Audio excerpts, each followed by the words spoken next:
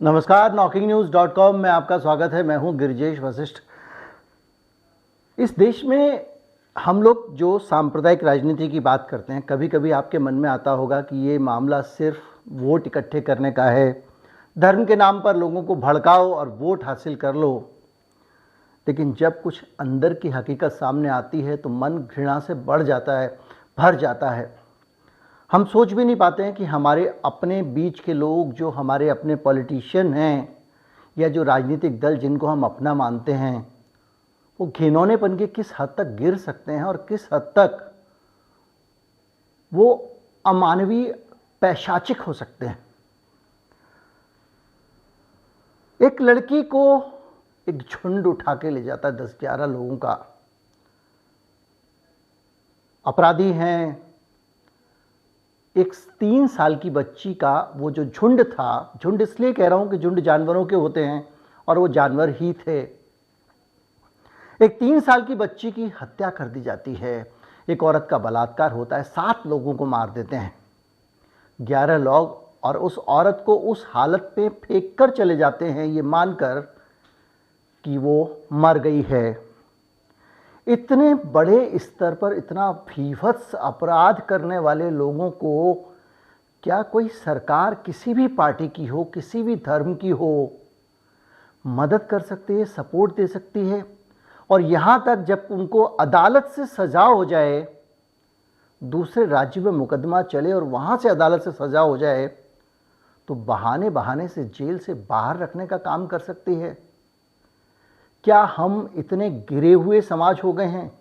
क्या हम जिस तरह के अपने धर्मों की और जातियों की बात करते हैं वो इस स्तर तक जा चुकी हैं?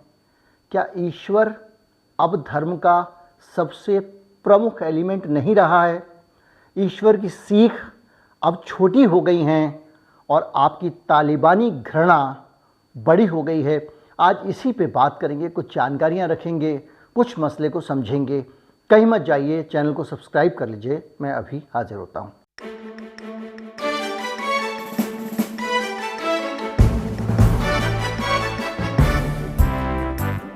अगर आप हमारे चैनल को सपोर्ट करना चाहते हैं, हमारा यूपीआई आईडी डिस्क्रिप्शन में है। इसके अलावा एक क्यूआर कोड भी स्क्रीन पर दिख रहा होगा, जिसको आप स्कैन करके भुगतान कर सकते हैं और हमारे चैनल को आर्थिक रूप से सहयोग कर सकते हैं। कहाँ से शुरू करूं समझ नहीं आ रहा है, क्योंकि बिल्किस बानो केस क्या था मैं आपको बता चुका हूं। उस केस में किस तरह से एक लड़की के साथ बलात्कार किया गया, बाकायदा राजनीतिक कारणों से एक राजनीतिक दल के लोगों ने बलात्कार किया। दंगों में हो जाता है कि नफरत में समाज उबल रहा हो और उस प्रक्रिया में वो इतना भीभत्स अपराध कर बैठे हों।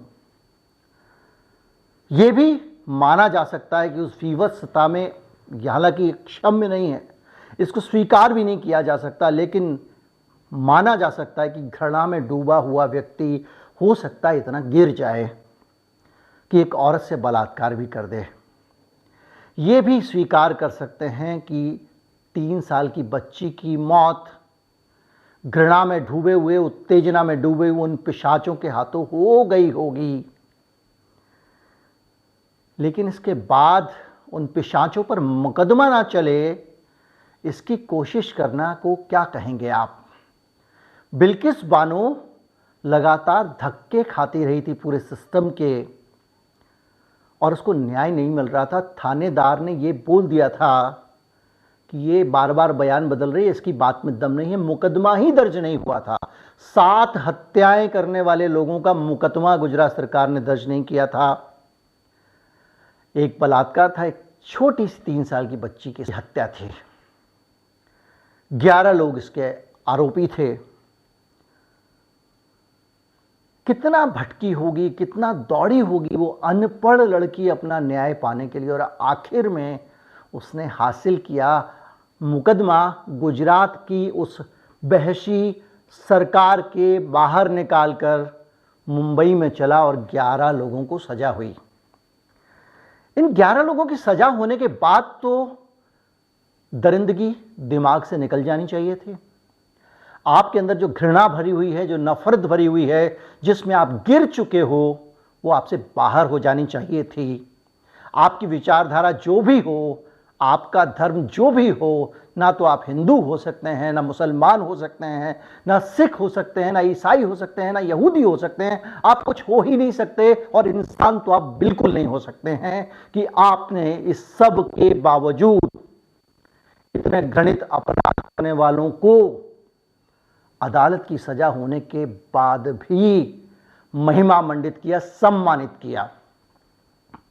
यह कहानी है कि उस पूरे मामले के बाद में जो लोग जेल में बंद थे, उनको 11 में से 10 लोगों को इस देश की संविधान के तहत चुनी हुई सरकार ने अपनी सजा के दौरान 1000 दिन से ज्यादा जेल से बाहर रखा। यह वही सरकार सुप्रीम कोर्ट को बता रही है अपने हलफनामे में। एक आदमी था जो 990 दिन से थोड़ा ज़्यादा, 996-98 दिन था, बाकी सब 1000 दिन से ज़्यादा बाहर रहे थे। सरकार ने कभी फरलो तो कभी पैरोल के नाम पे उनको बाहर छोड़ दिया। इन घृणित अपराधियों को बाहर छोड़ा गया, लेकिन विवाद इस बात पे हुआ था कि इन लोगों को सजा पूरी होने से पहले अच्छे चाल चलन के नाम पर जेल से रिहा क्यों कर दिया गया, ये एक विवाद था। उसी विवाद पे मुकदमा चल रहा है, लेकिन इस बीच में ये जानकारियां निकल कर आ रही हैं कि उनको जब आपने जेल से बाहर छोड़ा, उस दौरान वो जेल से बाहर जाकर भी वो ही घृणित काम कर रहे थे। वो लोग गवाहों को धमका रहे थे। इसकी रिपोर्ट दर्ज कराई गई जब वो लोग बाहर थे पैरोल पे, यानी गुजरात सरकार के जेल प्रशासन ने उनको जब छोड़ा हुआ था बाहर, तो वो धमकियां देने का काम कर रहे थे। कौन लोग? वो बलात्कारी हत्यारे लोग जिन्होंने धर्म के आधार पे एक लड़की के साथ रेप किया, उसके साथ के 7 लोगों को मार दिया, 3 साल की बच्ची की जान ले ली। इतना ही नहीं, उनमें से एक के खिलाफ बलात्कार का मुकदमा भी जब वो जेल से बाहर था दर्ज कराया गया, और उसके बावजूद इन लोगों के ऊपर एक इनको सर्टिफिकेट दिया गया कि इनका चाल चलन जेल की यात्रा के दौरान बेहतर था, अच्छा चाल चलन, और इसलिए इनको आधी सजा में ही इनको माफ कर दिया गया, 14 साल में छोड़ दिया गया। ये कौन सी पॉलिटिक्स है? और जब ये लोग रिहा होकर आते हैं तो इनका बाकायदा माला पहनाकर तिलक करके सत्कार किया जाता है, लड्डू बांटे जाते हैं। ये इस देश की सबसे ज़्यादा अपने आप को गैर सांप्रदायिक कहने वाली बिरादरी का नंगा सच है। ये मेरे धर्म के लोग नहीं हैं। ये वो लोग हैं जो अपने आप को धार्मिक कहते हैं, लेकिन ये धार्मिक नहीं हैं। ये जितना चाहे टीका लगा ले, जितना चाहे भगवा धारण कर लें, लेकिन ये हैं पिशाच, ये हैं अपराधी, जो इस तरह के अपराध करने वालों को अपनी, ये कौन सी पार्टियां हैं, ये इनकी कौन सी पॉलिटिक्स है जो इस तरह के अमानुषिक अत्याचार करने वालों को बचाती है, उनको जेल से बाहर छोड़ती है, उनकी सजाएं माफ करती है, उनको जल्दी रिहा करती है। ये कौन सी पॉलिटिक्स है? आपके अंदर सांप्रदायिक नफरत हो सकती है, लेकिन इस हद तक कि आप बलात्कार करवाएं, इस हद तक कि आप हत्या करवाएं, इस हद तक कि हत्या और बलात्कार के साथ साथ छोटी छोटी बच्चियों का कत्ल करवा दें और उस कत्ल की रिपोर्ट भी ना होने दें, उस कत्ल के खिलाफ मुकदमा भी ना चलने दें, मुकदमा चल जाए और सजा हो जाए तो जेल से आजाद छोड़ दें, जा पंछी घूम के आ जाना। वो अपराधी जो थे ना बिल्किस बानो के,